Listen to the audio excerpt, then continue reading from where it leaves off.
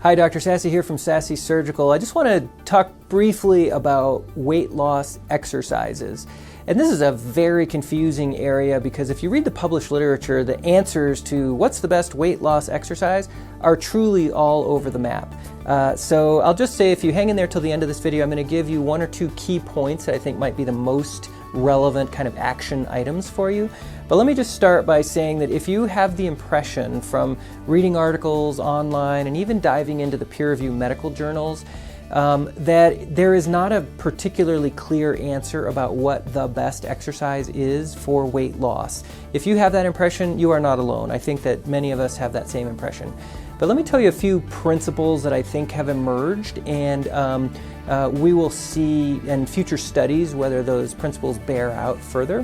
One is that our muscle mass is a very important factor in the amount of calories that our body burns at rest during a given day.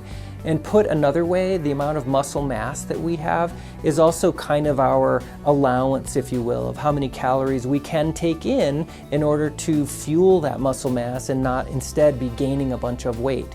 So looked at that way, we all would like to increase our muscle mass somewhat.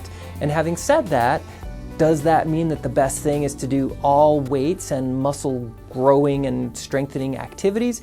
Probably not, because there is also a great deal of evidence that says that aerobic exercise is very helpful in establishing improvements in our cardiovascular system and in the health of our muscles and our other tissues.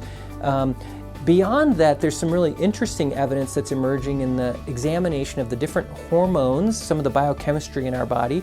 And if you've heard me talk about other topics, you know that I believe a great deal in biochemistry as being the main determinant of what takes place with our body in terms of metabolism and body weight trajectory, and even the development of things like type 2 diabetes and high blood pressure. So there's some interesting laboratory analysis examining the type of exercise that's done and how that affects our biochemistry.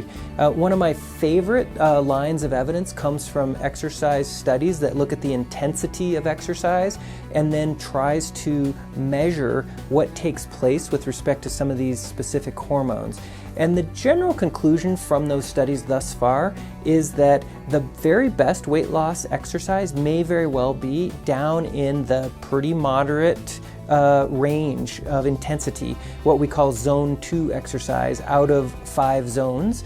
And so if you think of zone 1 exercise as just being a slow walk, then zone 2 exercise is a brisk walk, something that you can be doing while you're carrying on a conversation.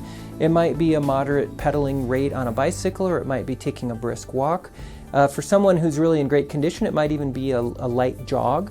But think of zone 3, 4, and then zone 5 is an all-out sprint, right? So you can kind of locate where that level of exercise is in your own conditioning.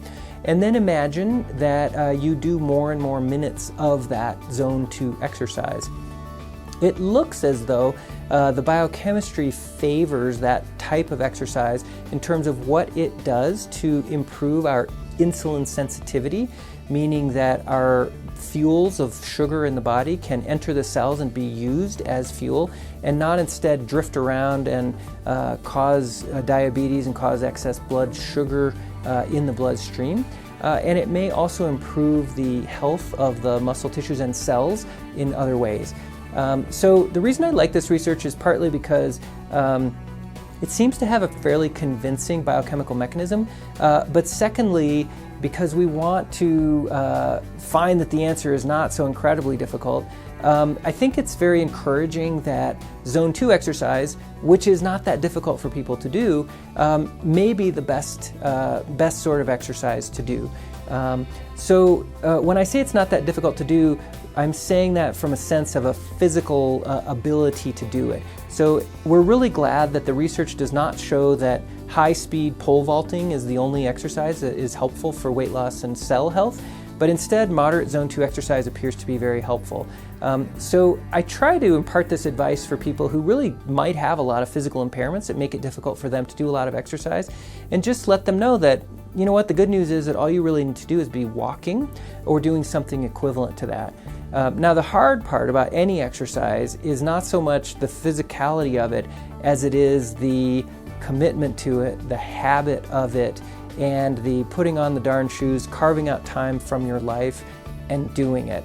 And that part never goes away. So we've spent other time on other videos talking about how to create those habits so that it becomes a 7-day-a-week activity and priority, and truly a habit that you just stop even thinking about it. You just know that at this time of day or morning I put the shoes on and I'm out the door and I'm doing that zone 2 exercise. That's the way to really get it ingrained. So my best piece of advice is to pick a very moderate exercise that you can do and that you can do sustainably, and then work really hard on carving out the time and making it a daily activity. And that might mean, for example, taking the dog for a walk that becomes longer and longer and longer, so that, you know, pretty soon it's a 45-minute walk, and pretty soon it's an hour walk, and maybe beyond that. And it's something that you do 7 days a week in addition to your other activities. Or maybe it's a different form of exercise that suits you better. But the most important type of exercise you do is the one that you do and the one that you can do. So I think that trumps all the other data about whether you should be doing more high-intensity exercise, more mixed intensity exercise, more weight training, more of something else specific. Because it's true, and I'm glossing over the fact that I'm well aware there are a lot of research studies and lines of evidence that support a lot of different kinds of exercise training. The bottom line is that exercise is far, far better than no exercise. And so that's been well demonstrated in terms of a lot of endpoints, not just body weight, but cardiovascular health, brain function, mood, and on and on and on. Okay, so what are my action items this time? My action items are to take stock of what kind of shape your body is in right now.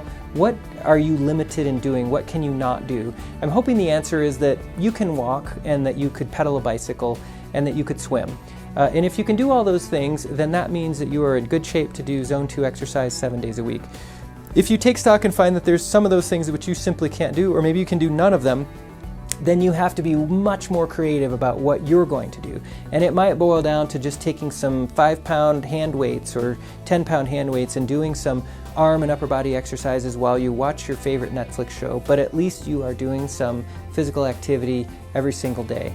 And my second bit of advice is to put the shoes on every single day. Make that your firm commitment that you're going to at least initiate the process. Even if you don't commit to walking 5 miles a day, you're going to commit to putting the shoes on, and that way you're going to get started on it, and odds are you'll actually get out the door and do those minutes.